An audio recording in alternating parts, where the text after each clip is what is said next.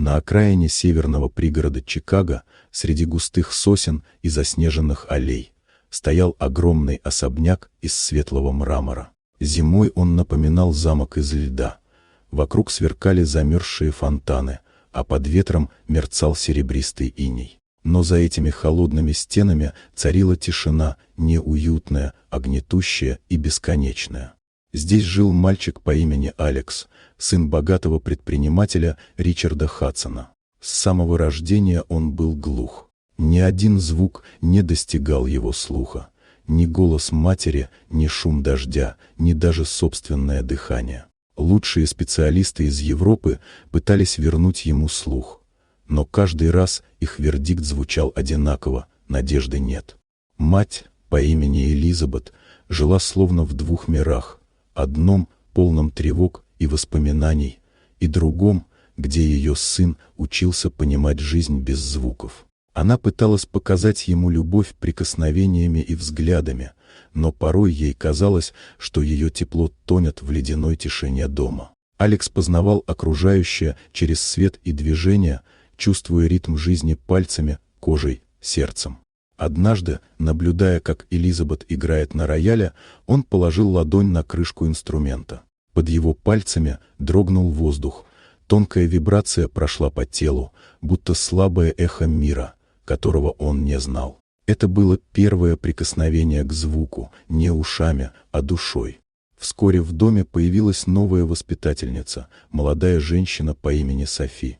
Она приехала из маленького приморского городка и не боялась тишины. В Алексе она почувствовала не ограничения, а силу. Однажды зимой Софи принесла с собой небольшой кулон, оставшийся ей от бабушки. Тот, по ее словам, помогал людям чувствовать то, что невозможно услышать. Камень в центре кулона излучал мягкий свет, словно жил своей жизнью. Когда родители уехали по делам, Софи отвела мальчика в старую оранжерею, место, где даже зимой пахло жизнью.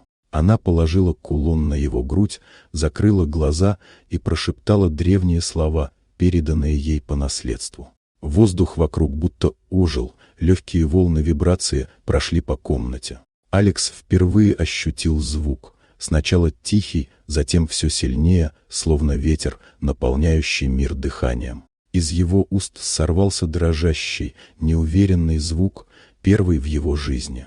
С этого дня особняк изменился. В нем больше не было мертвой тишины, каждый уголок жил дыханием, светом и движением. Алекс научился чувствовать музыку без слуха, через ритм света, пульсацию воздуха, биение сердца. Кулон исчез, будто растворился в нем самом, став частью его внутреннего мира. Прошли годы.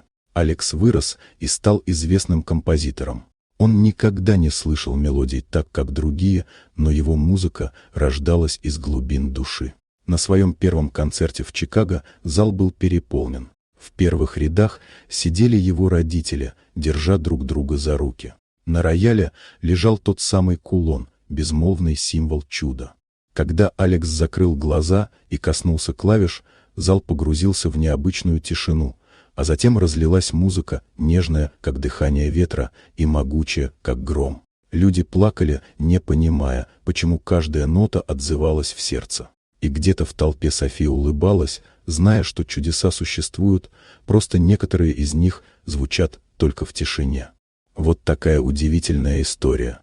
Дорогие друзья, напишите в комментариях, откуда вы смотрите это видео. А если вам понравилось видео, поставьте лайк, а также подписывайтесь на канал, впереди еще много интересного.